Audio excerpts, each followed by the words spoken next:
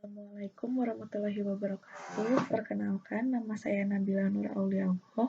Saya akan mempresentasikan hasil tugas 1 dan 2, yaitu menentukan risiko kejadian pada pabrik tekstil. Yang pertama, analisis ketidakpastian dan potensi kejadian. Pada analisis kali ini terdapat dua kondisi, yaitu keadaan dan pilihan. Pada kondisi keadaan, yaitu pabrik berada di daerah dataran tinggi, curah hujan yang tinggi, serta akses jalan ke pabrik yang kecil dan rusak. Pada kondisi pilihan, terdapat skill tenaga kerja tingkat SMA, kurangnya pemeliharaan terhadap mesin yang digunakan, serta tata letak pabrik yang kurang safety. Pada kondisi keadaan, ketiganya masuk ke dalam kondisi eksternal, dan potensi yang terjadi yaitu longsor. Pada kondisi pilihan, ketiganya termasuk dalam kondisi internal, di mana potensi kejadiannya yaitu pabrik mengalami kebangkrutan atau fail, dan terjadinya kecelakaan kerja. Lalu analisis yang kedua ini menentukan risiko kejadian. Tujuan objek yang diamati ini, pabrik tekstil berlokasi daerah Cimenyan menghasilkan produk berupa kain-kain meteran yang nantinya dipasok ke pelanggan mereka.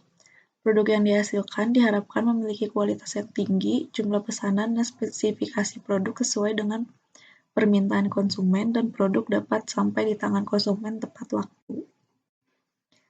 Dampak potensi terhadap kemampuan proses atau tujuan, di mana kondisi yang pertama, pabrik berada di daerah dataran tinggi yang berpotensi terjadinya pergeseran tanah, fondasi yang kurang sehingga berpotensi longsor. Dampaknya, jika mengalami kelongsoran, bangunan pabrik akan hancur sehingga pabrik tidak dapat memproduksi produk. Lalu yang kedua, curah hujan yang tinggi berpotensi longsor juga, di mana berdampak tidak dapat menghasilkan produk. Yang ketiga, akses jalan yang kecil dan rusak berpotensi menghambat proses pendistribusian produk kepada konsumen sehingga proses produksi terhambat.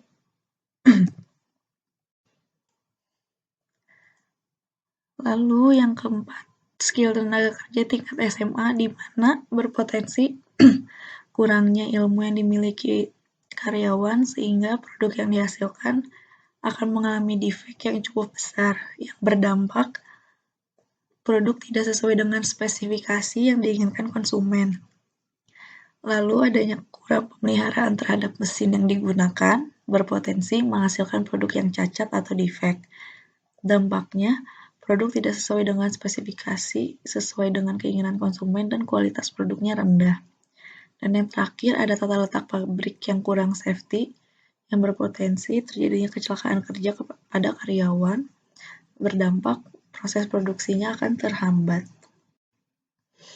Lalu berikut ada model risiko dan risk statement, di mana pada risiko pertama, risk statement-nya itu terjadinya pergeseran tanah dan longsor dikarenakan berada di daerah dataran tinggi, sehingga pabrik tidak dapat memproduksi produk.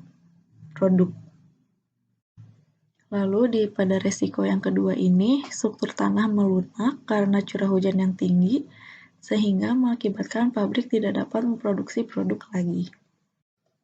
Dan yang ketiga, proses pendistribusian produk terhambat karena akses jalan yang kecil dan rusak, sehingga mengakibatkan proses produksi terhambat. Pada risiko keempat, kurangnya ilmu yang dimiliki karyawan dan terjadinya defek karena skill tenaga kerja pabrik hanya tingkat SMA, sehingga produk yang dihasilkan tidak sesuai spesifikasi.